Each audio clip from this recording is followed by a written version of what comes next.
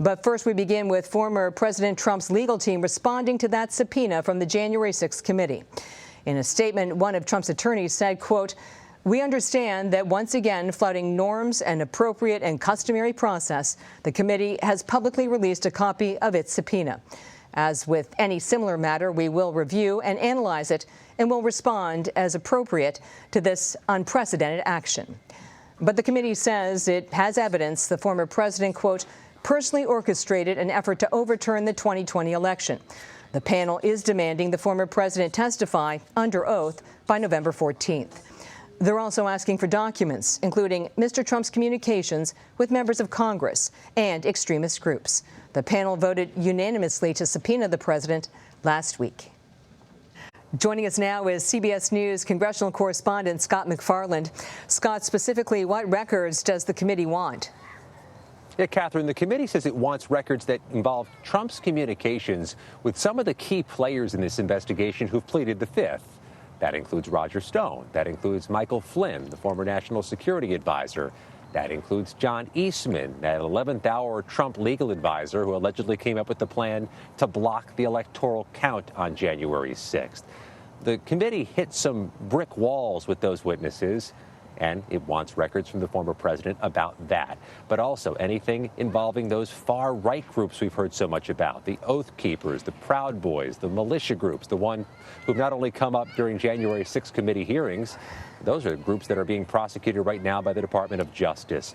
I think rhetorically, the question to ask is, what records does the committee not want from the former president? They've been emphatic.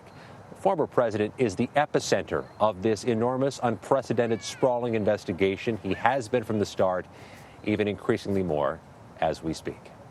So what's the timeline for these documents and the testimony? Yeah, the dates are interesting. They jumped right off the page at me when I read this letter submitted to the former president today. They want the documents from Trump by November 4th, 4 days before the midterm election. They want his deposition on or about November 14th. That's 1 week after the midterm election. I asked committee member Pete Aguilar if there's any heartburn from the committee about putting these dates right around a midterm election. His response was, "We'll be flexible with the dates if the former president would like us to be." And I'll note from past practice from this committee, they've been flexible with other witnesses. There have been deadlines that have been shifted and moved. The committee itself moves its own deadlines all the time. Wouldn't be surprised to see a late response be allowed if one's coming. Also on Friday, Scott, former Trump aide Steve Bannon was sentenced to 4 months in prison for defying a committee subpoena. What evidence did they want from Bannon? Well, he's going to get 4 months in prison, except he's going to remain free pending an appeal, which can go for months. Steve Bannon walked out of that court a free man. Steve Bannon will remain a free man until the appeals are resolved. The committee subpoena for Bannon really mirrored that they've issued to other witnesses. But Bannon, unlike the other witnesses, simply snubbed them, defied them, argued at trial through his attorney, and argued at sentencing, again through his attorney, that he believed was getting legal advice that executive privilege applied and that he couldn't cooperate with the panel.